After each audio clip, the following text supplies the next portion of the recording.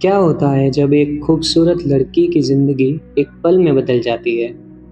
जब समाज उसके रंग को, उसके चेहरे को, उसके दाग को उसकी पहचान बना देते हैं। ये कहानी है अनुपमा की, एक सुंदर, समझदार और सपनों से भरी लड़की की, जिसके सपने एक दिन ज़िंदगी के कड़वे सच से टकरा जाते हैं। सुधा मूर्ति की लिखी हुई महाश्वेता सिर्फ एक प्रेम कहानी नहीं है।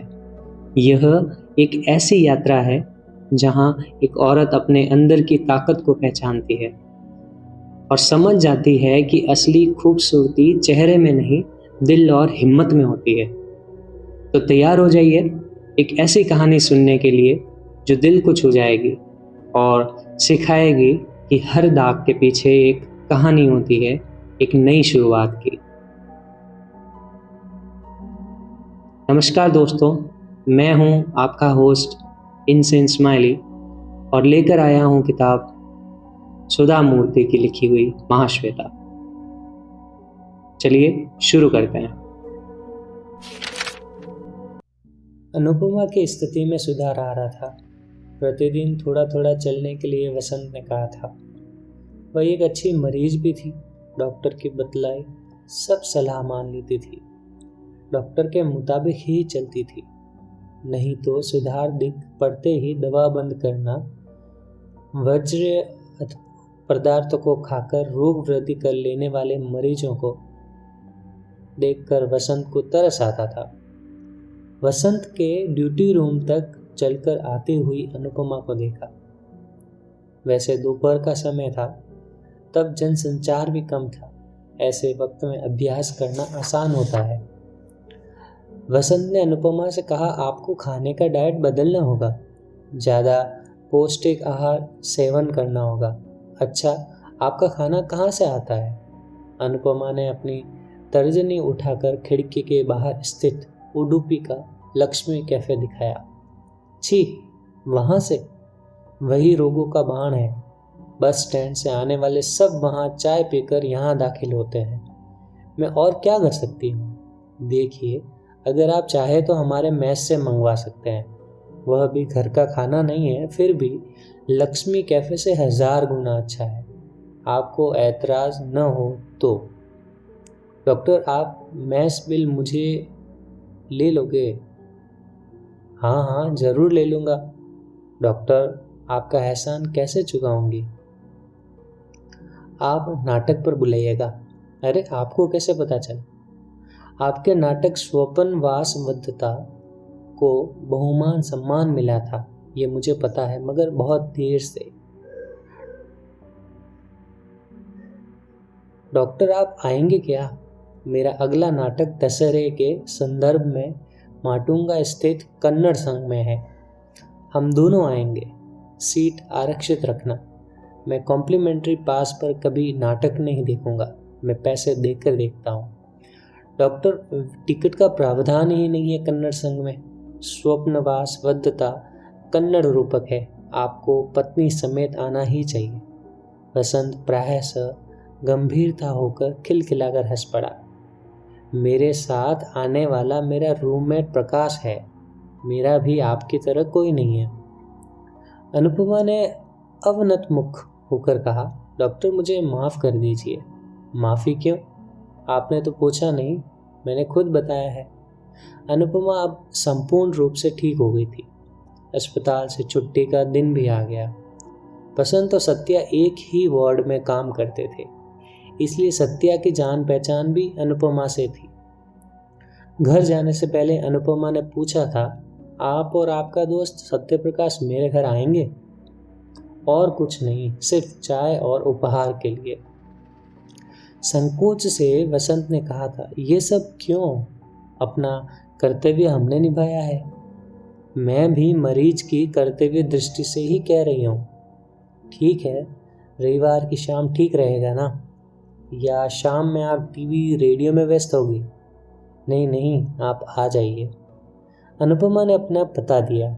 बस से कहाँ चढ़ना, कहाँ उतरना है, ये सब बताने लगी तो वसंत बोला, उसकी कोई ज़रूरत नहीं। हमारा सत्या सिंदबाद द सेलर है। मुंबई का कोई भी पता हो, छट से ढूंढ लेगा। अनुपमा सबसे विदा होकर अस्पताल से चल पड़ी। सत्या, रविवार की शाम का प्रोग्राम है, मैंने अनुपमा से कह दिया है। विद्या गांव में नहीं है, परंतु मैं क्यों जाऊं? सत्या, वह हमारी मरीज है। पहले उसने कहा तो मैंने मना किया था, फिर भी उसने आग्रहपूर्वक 2 बार विनती की, तब माना था। छोड़ दो, इतना ज़रूरी है तो फ़ोन करेगी। सत्या, ये गलत है। एक बार स्वीकृति दे देने के बाद हमें जाना चाहिए। तुम्हें कोई उपहार मिलेगा? सत्या, मुझे उसकी अपेक्षा ही नहीं है। पाली हिल की बस से पश्चिम बांद्रा पहुंचे तो चढ़ाव पर बस रुक गई। सत्या व वसंत वहां से पैदल चले। ऊंचे ऊंचे अपार्टमेंट्स, सुंदर मगर विशाल अट्टालिकाएं, घने पेड़ पौधों के बाद मुंबई शहर उनके साथ अपूर्व लगता था। वसंत, मैं प्रैक्टिस प्रारंभ करने के बाद बहुत पैसा कमाकर पाली हिल में ही बंगला खरीदना चाहता हूँ। तुम्हारा क्या इरादा है? तुम जानते ही हो, नया कुछ नहीं। गांव में डॉक्टर होते तो पिताजी की जान बच जाती। इसकी याद आते ही बहुत दुख होता है। किसी भी हाल में मुझे गांव वापस जाना है।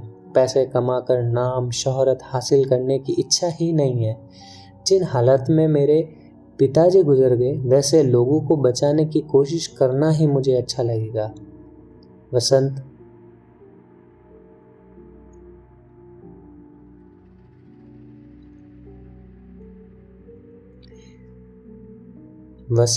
इसलिए धन चाहिए।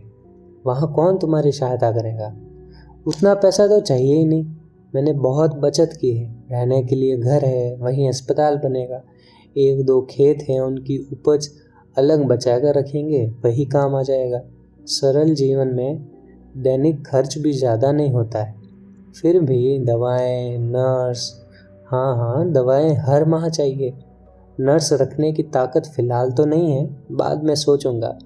गरीबों से सिर्फ दवाओं का पैसा लूँगा। देहाती जीवन का परिचय तुम्हें नहीं है। धनवान भी गरीब जैसी पोशाक पहनते हैं। वहीं पैदा होकर पला हूँ। कौन कैसा है मुझे इसका अनुमान तो है ही। वैसे लोगों से फीस लूँगा। वही पैसा ज़रूरी चीज़ों को खरीदने में सहायक होगा।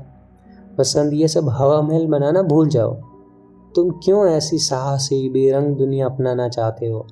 इससे क्या तुम्हें प्रशस्ति मिलेगी? सरकार को पता तक नहीं चलेगा। पत्ते के पीछे छुपे हुए फल जैसे जिंदगी से क्या फ़ायदा है? सत्या, मुझे प्रशस्ति, मान सम्मान आदि की चाह भी नहीं है। गरीबों की सेवा में ही सुख, चैन, तृप्ति मिलती है। वसंत, अपनी शादी के संबंध में तुम्हारा क्या विचार है? जीवन सिर्फ तुम्हारा नहीं है, अर्धांगिनी का भी उस पर हक है। वही कारण है मैं अब तक ब्रह्मचारी रहा हूँ। पैसा, नाम, कीर्ति, व्यामोह न चाहती हुई भी सरल जीवन चाहने वाली, अंतःकरण क्या होता है इसको जानने वाली लड़की हो तो मैं जात पात देखे बिना शादी कर लूँगा। इतने में अनुपमा का घर दिखाई पड़ा। छोटा पुराना गोवाई क्रिश्चियन घर। आसपास बगीचा, नारियल के पेड़, अमरूद, अनार के पेड़, सफ़ेद लिली के फूलों के पौधे। बगीचे के कोने में एक क्रॉस, उसका नाम था मोरी विला। अंदर जाए या ना जाए, इस उलझन में फंसे मित्रों को देखकर अनुपमा बाहर आ गई। आदरपूर्वक स्वागत किया और अंदर ले गई। सादगीपूर्ण सुंदर घर। दीवार पर घड़ी छोड़कर कुछ नहीं। हर कोने में फूलदान, उनमें श्वेत पुष्प। घर में ही बिल्ट इन लाइब्रेरी। अनुपमा उपहार लाने अंदर गई। कौतूहल से वसंत ने किताबों पर नज़र डाली। देखा, अश्वघोष का बुद्ध चरित्र, कन्नड़ नाटक, कालिदास कृति, भवभूति का उत्तर रामचरितम, बर्नार्ड शो का नाटक, कन्नड़ काव्य। अनुपमा आलम लड़की होगी, वसंत ने अपने मन में ही कहा। सत्या ने कहा, आपको बहुत अच्छा घर मिला है। मुंबई में ऐसा घर भाग्यशाली को ही मिलता है। डॉक्टर, ये खरीदा हुआ नहीं है, ये मेरी सहेली डॉली का घर है। डॉली शादी करके ऑस्ट्रेलिया चली गई है, वही रहेगी। ये घर बेचना नहीं चाहती। उसकी माँ कभी कभार यहाँ आया जाया करती है। घर 2 हिस्सों में बांटकर एक को मुझे रहने के लिए दिया है और दूसरा अपने लिए रखा है। कितने दिलों की लीज है। प्रेम, स्नेह, विश्वास जब तक रहेंगे तब तक। देखिए, वे इस घर को अपने बंधु बांधव रिश्तेदार किसी को भी दे सकते थे या ज़्यादा किराए पर कंपनी को दे सकते थे, मगर डॉली ने जब तक चाहूँ तब तक मुझे रहने के लिए कहा है। अगर आपने घर वापस नहीं किया तो उसका घर मैं क्यों रखूं? जो चीज़ अपनी नहीं है उसकी आशा करने वाला भिखारी समझा जाता है। विश्वासघात विश्व प्रशंसा घोर पाप है। जहर हमें एक ही बार में मार देता है, मगर विश्वासघात जिंदगी भर किसी को हतप्रभ करता रहता है। वसंत ने किताब से अपना सर उठाया। आपके यहाँ अश्वघोष की किताब देखकर अचरज हुआ। ये बहुत दुर्लभ ग्रंथ है, चंद लोगों के पास ही मौजूद है। डॉक्टर, अश्वघोष संस्कृत नाटक का पहला नाटककार माना जाता है। उसके पूर्व में भी नाटककार हो सकते हैं, मगर प्रकट रूप में कोई सबूत हासिल नहीं हुआ है। अश्वघोष का काल पहली ईस्वी है। सत्या, तुम बोर तो नहीं हो रहे हो ना हम इन सब बातों से? सुनने के लिए अच्छा है, पढ़ना नहीं होता। डॉक्टर, मनुष्य को माँ की ममता कितनी आवश्यक है। माँ कितनी प्यारी होती। देखिए, अश्वघोष अपने नाटक के अंत में आर्य सुवर्णाक्षी पुत्र साकेत निवासी अश्वघोष लिखता है। अश्वघोष के नाटक कहाँ मिले? आप सुनकर हैरान होंगे। हमारे देश के बाहर तिब्बत में उसके नाटक मशहूर थे। वे वहीं मिले। उन पर जर्मन विद्वानों ने परिष्करण किया। हंसती हुई अनुपमा बोली, डॉक्टर, ये मेरा काम और अभ्यास है, मगर आप नाटक और संस्कृत में रुचि दिखा रहे हैं। ये भी कौतुक वाली बात है। मैं समझती थी डॉक्टर सिर्फ मरीज, दवा, ऑपरेशन में दिलचस्पी रखता है। उनके अतिरिक्त उनमें कोई विचार आते ही नहीं। मेरे जैसे, सत्या ने कहा। मेरे पिताजी संस्कृत पंडित थे। गांव में हनुमान मंदिर में पूजा भी करते थे। वक्त बिताना मुश्किल था। यहाँ वहाँ से संस्कृत ग्रंथ लाकर मुझसे कॉपी करवाते थे। माताजी अक्सर यहाँ कहा करती थी, बेटे के लिए आनुवांशिक देन 2 ही है, एक संस्कृत और दूसरा हनुमान जी की पूजा। ऐसे पिताजी के साथ मुझे भी संस्कृत का परिचय हुआ। आप जैसे मैंने भी कॉलेज में नियमित रूप से व्याकरण एवं संस्कृत नहीं सीखी, फिर भी संस्कृत का मोह गया नहीं। माँ बाप दोनों गुजर गए, मगर इनकी देन ऐसे ही मेरी साक्ष्य बन गई। वसंत और सत्या जाने के लिए तैयार हो गए। अनुपमा गेट तक आई और कहा, डॉक्टर, आपको संस्कृत के लिए या किसी और विषय के लिए मेरी सहायता की आवश्यकता हो तो ज़रूर बताइएगा। आप जब भी चाहो फ़ोन करके खाने पर आ सकते हो। वैसे भी हम कन्नड़ वाले हैं। अस्पताल की सीढ़ियाँ चढ़ता हुआ वसंत सीमा को देखकर चौंक गया। अरे, ये सपना तो नहीं? अमेरिका स्थित सीमा अचानक यहाँ कैसे? हेलो सीमा, कैसी हो? वसंत, तुम कैसे हो? मैं कैसी हूँ ये भी तुम ही बताओ। स्वभाव से वाचाल अब गोरी गोरी दिख रही थी। अमेरिका के असर से और भी आधुनिक बन गई थी। वही लहरदार बॉब कट, पारदर्शी sari, Chanel height, French scent. Vasant मुस्कुराया। अचानक तुम्हारी मुलाकात की वजह? मेरी बहन की शादी है। पापा ने आग्रह किया था कि आना ही है। 1 महीने की छुट्टी लेकर आ गई। फिर सीमा ने सुंदर सा विवाह निमंत्रण पत्र दिया। तुम्हारा परिवार कहाँ है? नजर नहीं आ रहा। मेरी बेटी को मच्छर काटने से सूजन आ गई है। उसका समाधान करने उसके पिताजी बैठे हैं। वसंत, शादी में ज़रूर आना। मेरी ड्यूटी नहीं हो तो सोच सकता हूँ शादी कहाँ है। बहन की ससुराल वालों ने धनवान और रईस खानदान के होते हुए भी शादी ताज में होनी चाहिए कहकर आग्रह किया। शादी रविवार को है, ड्यूटी हो तो भी चक्कर मार कर आ जाना।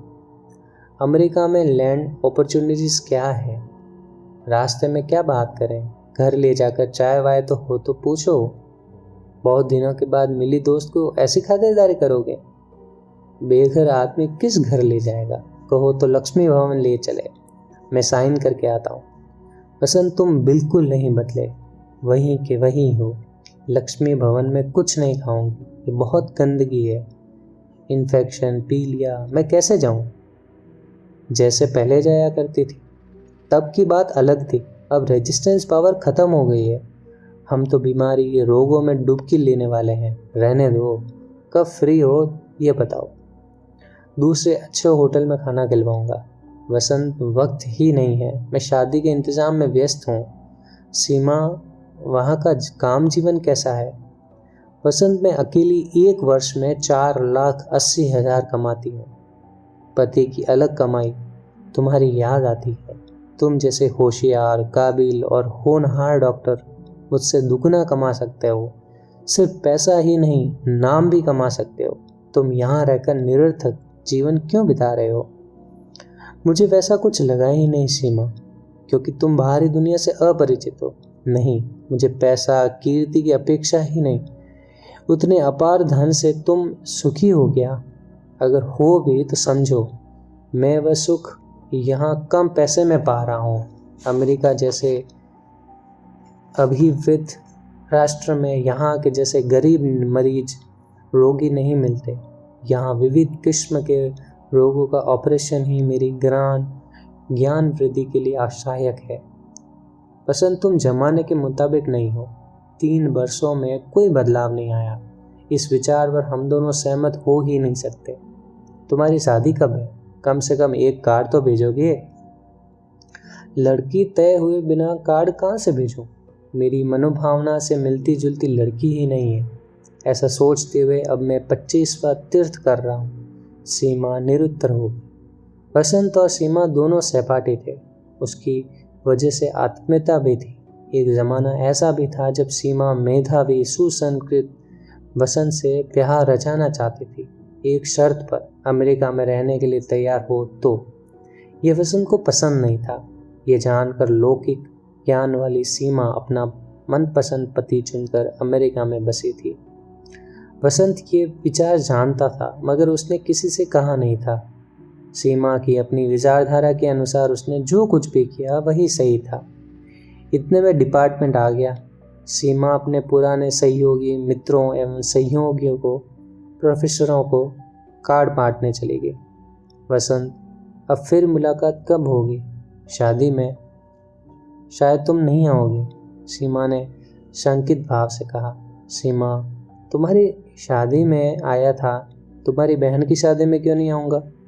अब मैं चलूँ? ओपीडी में मरीज मेरा इंतज़ार कर रहे होंगे। दोपहर में ओपीडी ख़त्म करके वसंत कमरे में आया तो सत्या सोया हुआ था। वह चकित हो गया। दोपहर में सत्या रूम में कभी रहता भी नहीं था। सत्या के नज़दीक जाकर देखा तो घबरा गया। लाल लाल आँखें, चेहरा दुख एवं गंभीरता से फूला था। माथे पर हाथ रखा तो गर्म था। सत्या, क्या हुआ? ये बुखार कब से है? सत्या ने जवाब नहीं दिया। दोबारा पूछने पर सुबक सुबक कर रोने लगा। वसंत दिग्भ्रमित हो गया। बिना मुंह खोले बाजू में लगी लग्न पत्रिका दिखाई। सोने की लाल पैकेट वाली वेलवेट पर छपी। धनवान ही ऐसी आमंत्रण पत्रिका छपवा सकता था। वसंत उसको पढ़कर चकित हो गया। वह विद्या की लग्न पत्रिका थी। अब सत्या की उद्विग्नता का कारण पता चला।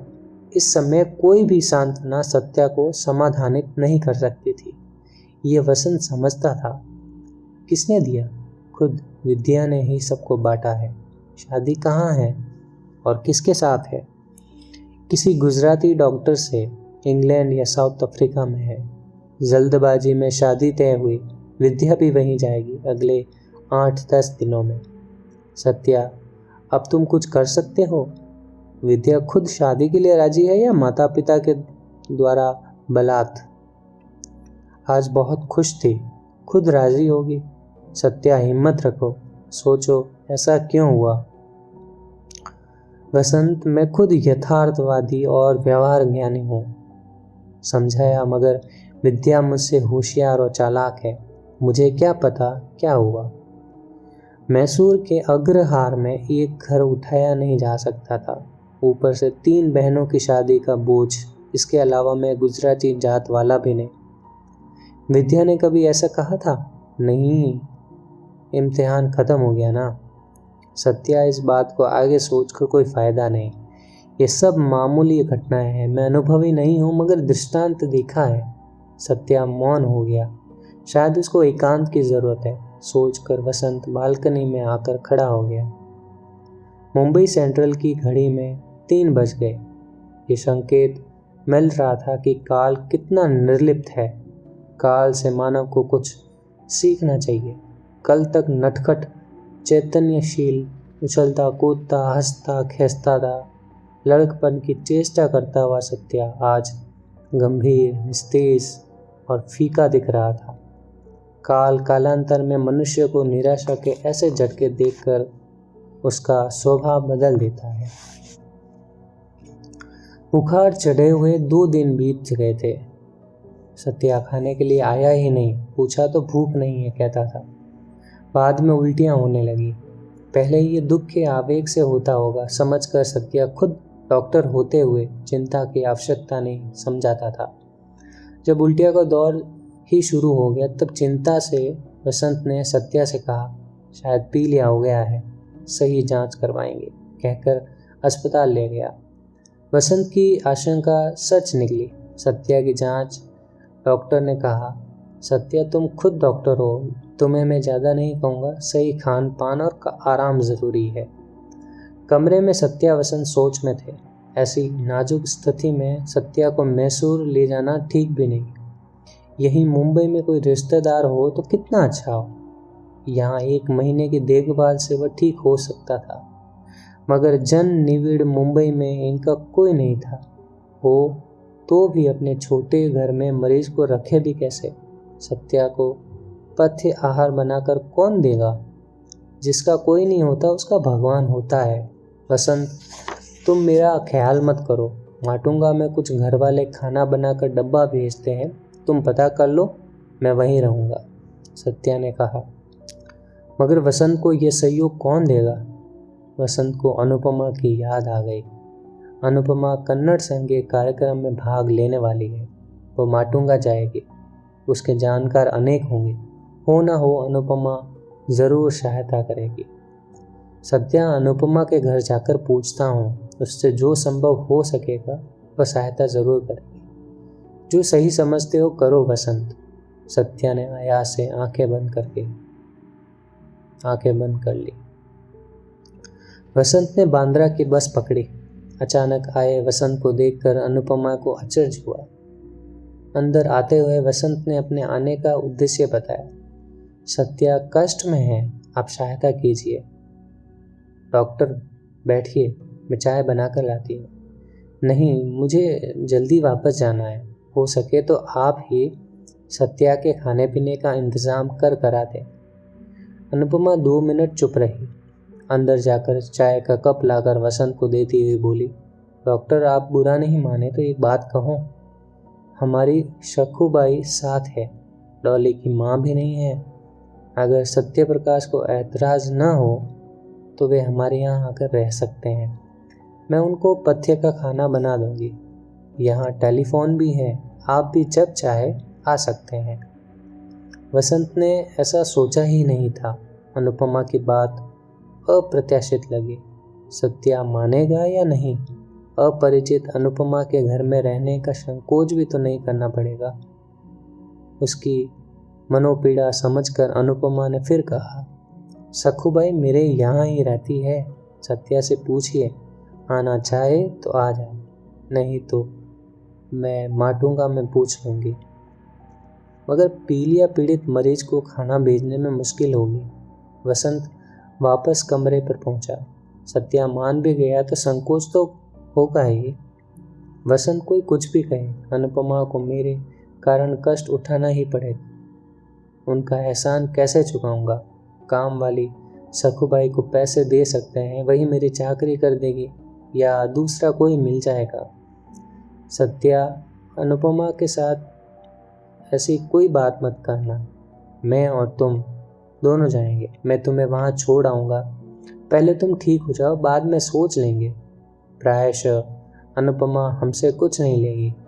सत्या बांद्रा में जब अनुपमा के घर आया तब अनुपमा ने उसको अपने कमरे में बिठा दिया और मरीजों वाला खाना बनाने लगी।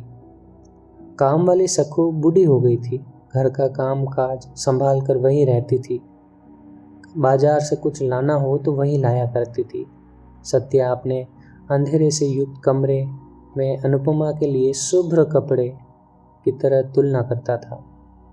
एकदम साफ सुथरा कमरा, फूलदान में नए फूल, सफ़ेद बिछोने का पलंग, दवा रखने की सुविधा, सब कुछ बहुत व्यवस्थित लगा। फिर भी सत्या को संकोच होता था, कोई रिश्ता नाता न होते भी इनके घर में कैसे रहूं। ये संकोच महसूस करती हुई अनुपमा बोली, डॉक्टर आप संकोच मत करना, मैं आपके लिए कोई ज़्यादा कष्ट नहीं सहना चाहती। मेरा खाना भी ज़्यादा है, सिर्फ तेल नहीं डाल रही हूँ। बुखार फिर चढ़ गया। अनुपमा ने फ़ोन करके वसंत को बुलाया। रात में माथे पर ठंडी पट्टी रखने का काम अनुपमा ने ही संभाला। किसी काम को करने में अनुपमा को झिझक नहीं थी। सकू हो तो ठीक है, नहीं तो खुद सत्या की शुश्रूषा करती थी। जब बुखार उतरता था गर्म पानी से भीगा हुआ टॉवल देकर बाहर आ जाती थी। सकू बाजार गई थी, सत्या को उल्टी आ गई। बेड के नीचे रखे बर्तन में उल्टी करने की कोशिश में फिसल कर गिरने ही वाला था कि अनुपमा ने उसको पकड़ लिया। उल्टी जमीन पर ही हो गई। बदबू आनी शुरू हो गई। सत्या लज्जित और थका हुआ दिखाई दे रहा था। डॉक्टर शर्मिंदा न हो, आप मरीज बच्चे जैसा असहाय होता है। आप जानबूझकर तो ऐसा नहीं कर रहे। मैं भी आपके लिए विशेष कुछ नहीं कर रही हूँ। जब मेरा पैर टूटा था आपके अस्पताल में कई लोगों ने मेरी सेवा की थी ना। मुस्कुराते हुए अनुपमा ने सत्या का संकोच दूर किया। सत्या अनुपमा की निस्वार्थ भावना देकर दंग रह गया। सत्या उल्लासित रहे ये सोचकर अनुपमा एक न एक काम में उसको भी जुटाकर हंसमुख रहने की कोशिश करती थी। एक दिन सत्या ने पूछा, अनुपमा आपकी दृष्टि में सौंदर्य का अर्थ क्या है? ये केवल अपनी अपनी दृष्टि होती है। सिनेमा के माध्यम में सिर्फ बाह्य सौंदर्य महत्वपूर्ण होता है। स्नेह में दो व्यक्तियों में परस्पर मेल जोल के संदर्भ में बाहरी सौंदर्य को दोनों परस्पर कितना समझते हैं वही महत्व का होता है। अनुपमा चुप हो गई। सत्य प्रकाश का मन विद्या का चिंतन मंथन कर रहा था। विद्या खूबसूरत नहीं, स्मार्ट थी। उसने कभी नहीं सोचा कि उसने गलत किया। उसका गलती मानने वाला मनोभाव था ही नहीं। नाटक में वेश बदलकर दूसरी पोशाक पहनकर दूसरा पात्र निभाने जैसा उसने अपने जीवन में अपने साथी को चुना। उसमें कोई समस्या नहीं थी, मगर मैं घर के सब लोगों की नाराज़गी के बावजूद अन्य जातीय लड़के से शादी करने के लिए सन्नद्ध हुआ था। सत्या ने निराशा से लंबी सांस ली। अनुपमा सत्या के मन का आंदोलन समझ गई थी, लेकिन उसने खुद कुछ जिक्र नहीं किया था। सत्या की प्रसक्त परिस्थिति वह जानती थी। वह प्राय से उससे ज़्यादा घोर स्थिति पार कर यहाँ पहुँची थी। सत्या अनुपमा के घर में संकोच रहित मनोभावना से चहल पहल करता था, मन खोल कर बात करता था। डॉक्टर, आप अच्छे डॉक्टर होते हुए भी रोग से भयभीत क्यों हो? देखिए, अज्ञानी परम सुखी। हमें रोग का कॉम्प्लिकेशन पता है, इसलिए मानसिक हिंसा अनुभव करते हैं। इसलिए कहते हैं रोगी वेद ज़्यादा तंग करने वाला रोगी। अनुपमा हंस पड़ी। डॉक्टर, आप आराम कीजिए। डॉक्टर, मुझे आराम, आप मुझे डॉक्टर कहकर मत बुलाइएगा। वह अपरिचित से संभाषण किया जैसा लगता है। आपका किया हुआ एहसान, सेवा, देख रेख घर में अपनी बहन से ही किया जैसा लगता है। आप मुझे सिर्फ सत्या कहिए। तो आप मुझे अनुपमा कहेंगे? ठीक है। सत्या, एक बात कहूँ, मैंने आपकी सेवा की, देख रेख की। जिस तरह एक मित्र दूसरे मित्र के कष्ट कार्पण्य में सहायता करता है, उसी तरह मैंने भी किया है। इससे कम भी नहीं, इससे ज़्यादा भी नहीं। मेरी एक विनती है। क्या? सत्या ने अचरज से पूछा। कृपया भाई बहन दीदी ऐसी कोई कल्पना मत कीजिए। जैसे दो पुरुष स्नेह से रह सकते हैं वैसे ही स्त्री पुरुष भी स्नेह से रह सकते हैं। इस बात को मैं मन से मानती हूँ, इसको आप भी मानो, यही मेरी विनती है। सत्या ने आश्चर्य से अनुपमा की ओर देखा। उसकी आंखें अनकही कहानी व्यथा सब जाहिर कर रही थी। लेटे हुए ही सत्या दूर से नजर आते हुए नारियल का पेड़, चर्च का क्रॉस देख रहा था। विद्या की शादी की हुए 8 दिन हो चुके थे। विद्या के बारे में अनुपमा से सत्या कह चुका था। अनुपमा अपना काम निपटा कर हाथ पोंछ कर आई और कुर्सी खींचकर बैठ गई। वह चुपचाप बैठे सत्या से बोली, सत्या क्या सोच रहे हो? कुछ नहीं। हो ही नहीं सकता कि तुम कुछ नहीं सोच रहे। इसका मतलब वह मुझसे बताने वाली बात नहीं है। सत्या आपके व्यक्तिगत जीवन के बारे में बात कर रही हूँ, समझकर मुझे गलत मत समझना। बीती हुई अप्रिय घटना भूल जाओ, इससे क्या फ़ायदा। अनुपमा, मैं इतनी निष्ठुरता से कह रहा हूँ, इसलिए बुरा मत मानना। आपका या वसंत का प्रेम क्या है? असफल प्रेम क्या है यह भी मालूम नहीं, इसलिए आप भूल जाने की कह रहे हो। एक बार किसी से प्यार करो और वह शादी में परिवर्तित ना हो तो मन को होने वाला दुख, द्रोह, असहनीयता की कल्पना आपको कभी नहीं होगी। अनुपमा चुप ही रही। सत्या ने बात आगे बढ़ाई। अनुपमा, आप ही सोचो, पैसे देकर प्यार से खरीदी हुई साड़ी खो जाए तो आपको कैसा महसूस होगा। साड़ी निर्जीव तथा दाम देकर खरीदी हुई वस्तु होती। प्रेम विश्वास उससे कीमती नहीं, अनमोल होता है। उसको खोकर मैं जो अधीरता महसूस कर रहा हूँ वह मैं ही जानता हूँ। सत्या ने अनुपमा का चेहरा देखा। मेरी कही हुई बात ने अनुपमा को दुखी तो नहीं किया। सत्या सोचने लगा। धीमी आवाज में अनुपमा ने कहा, सत्या, आपका दर्द मैं आपसे अच्छी तरह जानती हूँ। आप केवल मग्न प्रेमी हैं। कुछ दिन गुजरने के बाद शादी के बाजार में अच्छा वर के रूप में निगराजेंगे। ये दुख और उद्विग्नता तब गायब हो जाएगी। मगर सत्या, मेरा जीवन अलग ही है।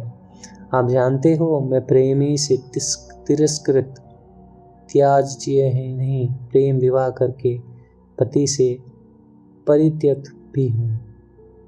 आश्चर्यचकित होने की बारी अब सत्या की थी। अब तक वह अनुपमा को कुमारी ही समझता था।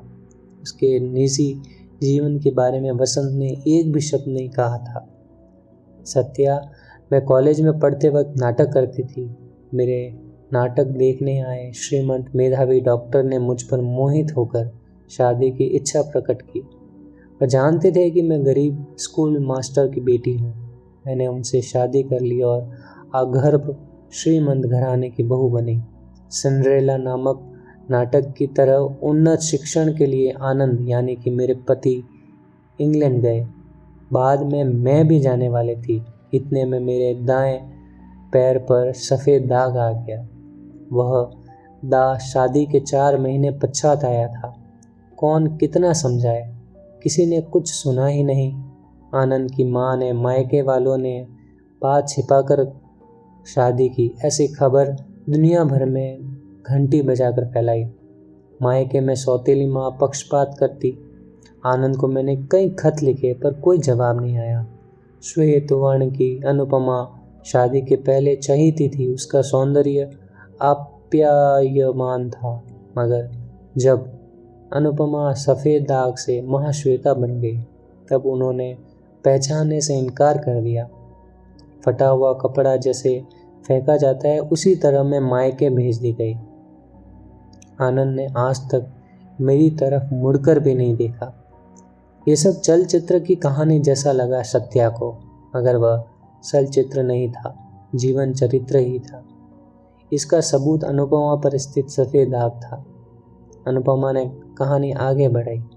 सत्या आनंद की एक बहन थी, गिरजा, अत्यंत स्वेच्छाचारिणी, सब कुछ चुपके से छिपकर करती थी। ये सिर्फ मुझे पता था वह समाज में अत्यंत अच्छी पत्नी कहलाती है। आनंद दूसरी शादी रचाकर मज़े में है। अब बताओ, मेरे जीवन के अनुभव में आपका प्रेम भंग कितने हिस्से का है? परस्पर दुख की तुलना करना ही गलत है। दुख एक निजी चीज़ है। खुद पर मरहम लगाकर दर्द से छुटकारा पाना होगा। सत्या, आपको पहले जैसा बनकर नई जिंदगी प्रारंभ करनी होगी। दुख, दर्द, ये सब जीवन में स्वाभाविक है। निराशा से मन परिपक्व होगा। यश तथा कामयाबी इंसान को मदोन्मत्त बनाकर अति आत्मविश्वासी बना देती है। अनुपमा, ये सब आपको किसने सिखाया? किसके सहारे आपने सांत्वना पाई? सत्या, जीवन के अनुभव से बड़ा गुरु कौन है? जीवन ही सबसे बड़ी पाठशाला है। अनुभव ही उसका गुरु है। मुझे उसी ने धैर्य दिया। एक बार आत्महत्या के विचार से भरे हुए दिमाग को जिंदगी की ओर घुमाया। मैं किसी गुरु, स्वामी, वेदांती के पीछे नहीं जाती। यह प्राचीन कर्म है जिनको हम नहीं जानते। कुछ लोग ही कैंसर से क्यों पीड़ित होते हैं? कुछ लोग ही क्यों अपघात में मर जाते हैं? कुछ लोगों को ही बीमारियां क्यों आती है? इन सब का जवाब नहीं है। ये किसी कारण आया है। इसका मुकाबला करना ही जीवन धर्म है। इतना ही जानती हूँ। सत्य अधिक भ्रमित हो गया। अनुपमा के बारे में उसने ऐसा कुछ सोचा ही नहीं था। उसने बड़े धैर्य से कहा, अनुपमा, आप आनंद को याद नहीं करती? उनके बारे में कुछ महसूस नहीं करती? वैसे तो यह आपका निजी मामला है, फिर भी मन को दुख पहुंचा हो तो माफ़ कीजिएगा। सत्या, मन की अप्रिय घटनाओं को जितना हो सके उतना याद ही नहीं करती। इससे मनोबल कुंठित होकर अशांति आ जाती है। मन को खुशी देने वाली घटना याद करती हूँ और उसी में आगे बढ़ने की कोशिश करती हूँ। मुझे संस्कृत और नाटक बहुत पसंद है। ज़्यादा समय इसी के अभ्यास में बिताती हूँ। कोई सहायता मांगे या ना मांगे, खुद आगे बढ़कर सहायता करती हूँ। किसी का भी जीवन स्थिर नहीं है। जन्म मरण दोनों मनुष्य के हाथ में नहीं है। ऐसा होते हुए भगवान की दी हुई जिंदगी, जन्म मरण के बीच का अंतर फल प्रदत्त क्रमण करना ही लक्ष्य होना चाहिए। कैसे कैसे बड़े योगी, अद्वितीय महापुरुष हुए हैं। काल के प्रवाह में अनेक डूब गए हैं, मगर अपने कर्म से अमर हुए बहुत कम। मैं तो सामान्य स्त्री हूँ। अच्छा काम ही मेरे जीवन का ध्येय और लक्ष्य है। अनुपमा चुप हो गई। सत्या उसकी बातों को ध्यान से सुन रहा था। अनुपमा चुप क्यों हो गई? नहीं, मेरा भाषण सुनकर आप बोर हो गए होंगे इसलिए। नहीं नहीं, आप बता दी जाइए। देखिए, श्रेष्ठ नाटककार भास, कालिदास, हर्षवर्धन आज नहीं है, मगर उनकी अमर रचनाएं आज भी जनमानस को संतोष देती है। पीछे मैंने यक्ष प्रश्न नामक नाटक बच्चों के लिए कन्नड़ में रूपांतरित किया। उसका एक प्रश्न याद आ रहा है। जीवन में अति आश्चर्यजनक घटना कौन सी है? यक्ष प्रश्न करता है। मृत्यु। हर रोज मृतजनों को देखकर भी मैं अभी अजर अमर हूँ। मृत्यु मुझे आती ही नहीं समझकर ऐसे ही बर्ताव करना, यह धर्मराज का जवाब है। सत्या और अचरज में पड़ गया। अनुपमा के उन्नत विचारों की उन्नति का वह स्तर वह जान गया था। अनुपमा ने खिड़की से दिखता हुआ फूल भरा अमरूद का पेड़ दिखाया और कहा, वहाँ देखो सत्या, पेड़ पर पुष्प फूले हुए हैं, मगर यह फूल कच्चा अमरूद नहीं बनता। हर कच्चा फल पकता नहीं है। फल बनने के बाद भी कुछ हवा से गिर जाएंगे, कुछ पक्षी खा जाएंगे, बाकी बचे फल मनुष्य के हाथ में पहुंचते हैं। पेड़ को क्या बचता है? उसके फल उसके ही नहीं है। जीवन भी ऐसा ही होता है। हर आदमी का जीवन ऐसा ही है। कहाँ नहीं जा सकता। आघात से मरने वाले, कुछ लाड़ प्यार से पले बच्चे माँ बाप की कदर करते ही नहीं होंगे। हर चीज़ अनिश्चित ही है, इसलिए हमारा जीवन ऐसा ही होना चाहिए कहकर जिद नहीं करनी चाहिए। कैसी भी कठिनाई आए, कैसी भी निष्ठा हो, इष्ट और अनिष्ट दोनों इकट्ठे आए ऐसा कहकर स्वागत करती हूँ और उसी तरह जीवन बिताना चाहती हूँ। सत्या, आप मुझसे ज़्यादा पढ़े लिखे हैं, आप जिंदगी का अच्छी तरह सामना कीजिए। सत्या निरुत्तर हो गया। तो दोस्तों, ये था किताब माँ श्वेता का एक और भाग। मिलते हैं हमारे एक और नए एपिसोड में। तब तक कहानियाँ सुनते रहिएगा, कहानियाँ जीते रहिएगा और अपना ख्याल रखिएगा। शुक्रिया और सब्सक्राइब भी कर लीजिएगा।